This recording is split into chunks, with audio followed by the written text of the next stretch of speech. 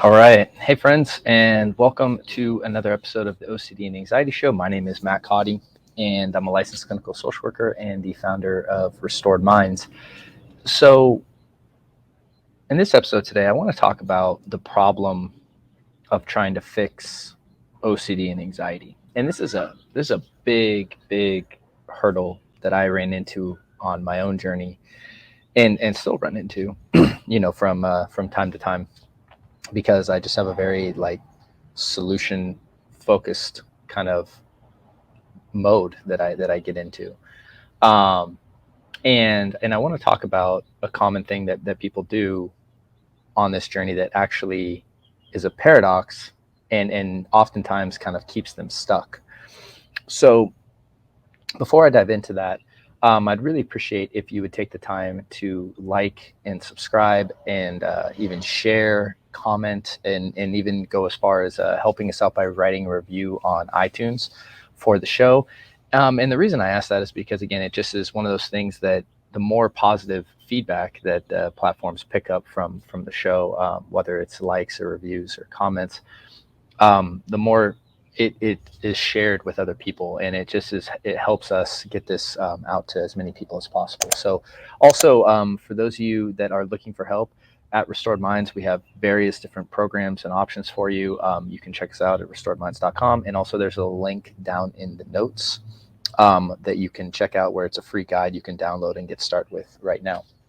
So back to the idea of the problem with trying to fix yourself. So when we experience anxiety, right, and it can come on in so many different ways, and it may be a feeling that you experience. It may be racing thoughts. It may be panic. It may be fears of driving. It can manifest in so many different ways. And really, one of the biggest problems that I think people with anxiety and OCD and all the different kind of the spectrum of anxiety disorders, and even calling it an anxiety disorder, one of the problems is that if we see it as a disorder, then we naturally try to move into this mode of fixing it and solving it and resolving it, right? And the issue with that is that anxiety is a totally normal experience. Now, it's estimated that, I think 40 to 45 million people in the US alone at some point in their life will have a clinically diagnosable anxiety disorder. So with that said, it's either, so when you talk about it, I think that's like 1 in 6 or 1 in 7 people. So just recognizing that alone, that like when you walk about your day, 1 out of every 7 people you see, chances are they've either have or are experiencing anxiety. So the question is like, is it really abnormal? Is it really a disorder? And this is something that I've always, and again, people will disagree with me on this, and feel free to disagree. It's okay. It's like, not everything I say is, I'm wrong often. And please take everything I say with a grain of salt or 2 grains of salt, whatever it is. It's just like, but this is just kind of what I think. It's like, I understand the concept of diagnosis, and I understand the benefit of trying to categorize certain conditions so that we understand how to help them. Now, the problem is that when a medical system is designed to label a problem, what can happen is people can identify with the problem and start to believe that they are, that they have a disorder, right? When really what we're talking about with anxiety is an elevated stress response in the body that can be calmed down, can be rewired. And there's various aspects of why this happens, right? If there's a bunch of life stressors going on, well, you know what? It comes to reason that you're probably going to have some elevated stress in the body. Okay.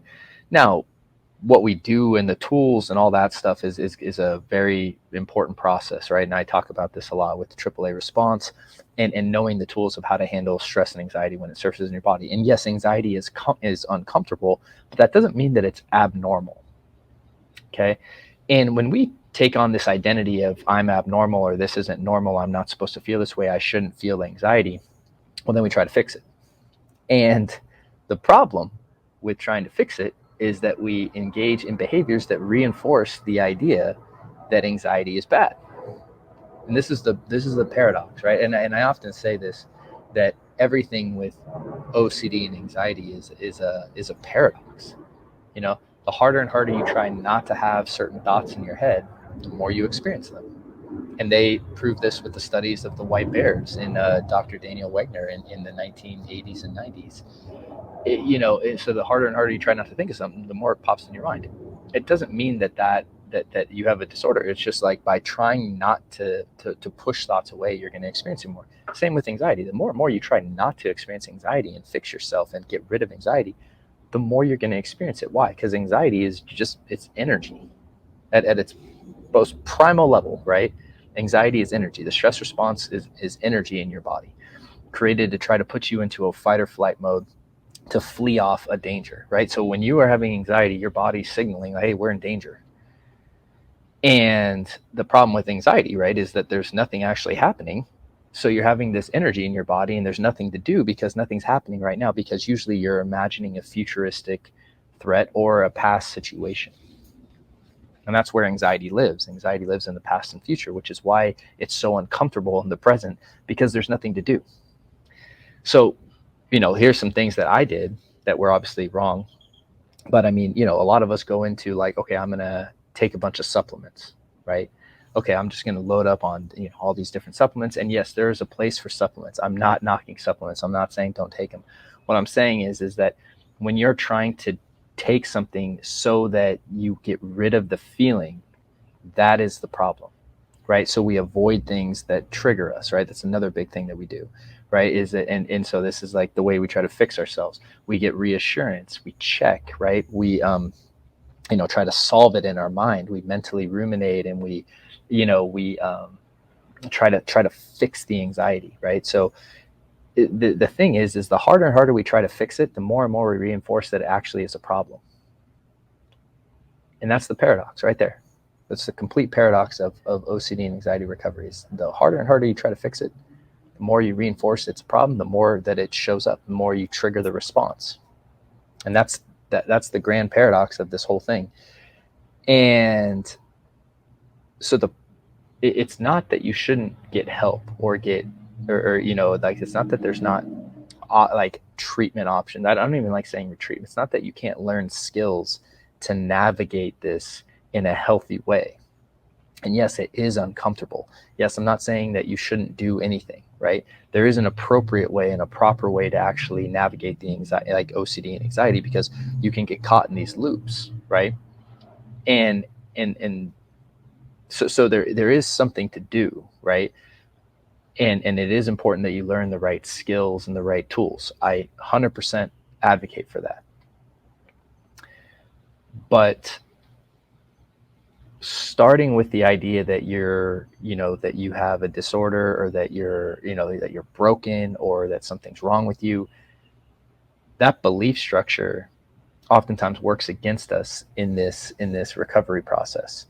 And it's not like, obviously I know how intense it can be and how hard it can be. I know that personally, from panic attacks to OCD to social anxiety, right? I mean, like all of it, right? It's like I've experienced a broad spectrum of the experiences that one can have in when it comes to stress and anxiety. But when you're trying to fix anxiety, it works against you. And so when we're talking about fixing anxiety, what we really need to be focusing on is, hey, I need to learn the skills to handle this experience in a healthy way, so it surfaces and passes, and I don't get caught in these loops, right? The thing we're actually trying to fix is not getting stuck, as opposed to the experience of anxiety itself, okay? And it's important that we distinct that and really understand that, because if we think that we're trying to fix anxiety, that idea right there will keep you stuck. It kept me stuck, right? And every time you experience anxiety, you're going to freak out and react to the anxiety itself and see it as a problem.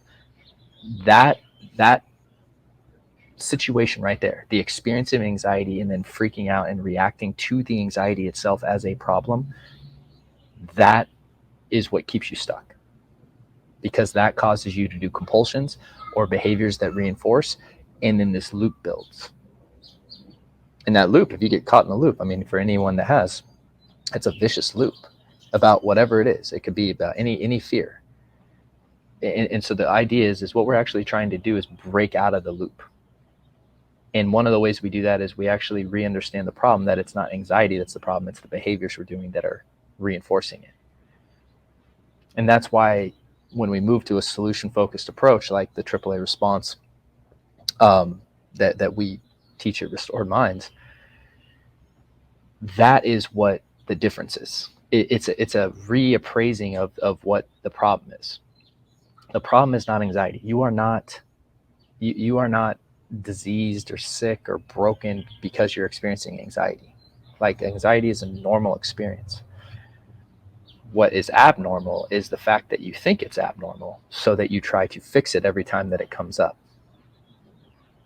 And that paradoxically keeps you in a loop on, and it keeps you experiencing it. It keeps setting off that stress response. So I hope that makes sense. And again, I'm probably going to elaborate on this more, because this is a topic I can talk about all day. On a side note, I think I'm probably going to do a book review. As you guys know, I don't promote too many products or books, but I started reading this book, Living Untethered by Michael Singer. And, I'm a huge fan of his work.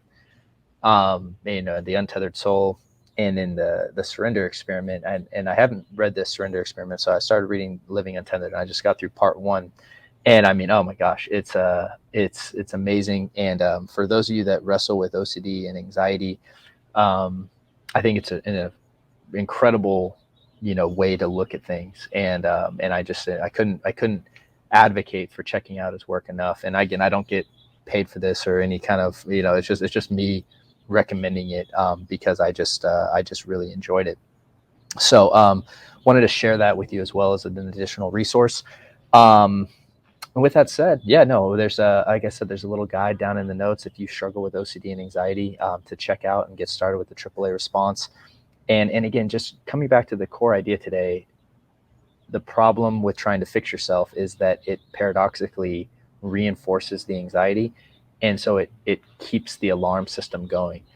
And once we understand that there's actually, you don't need to fix the anxiety, that your body knows how to regulate on its own, that is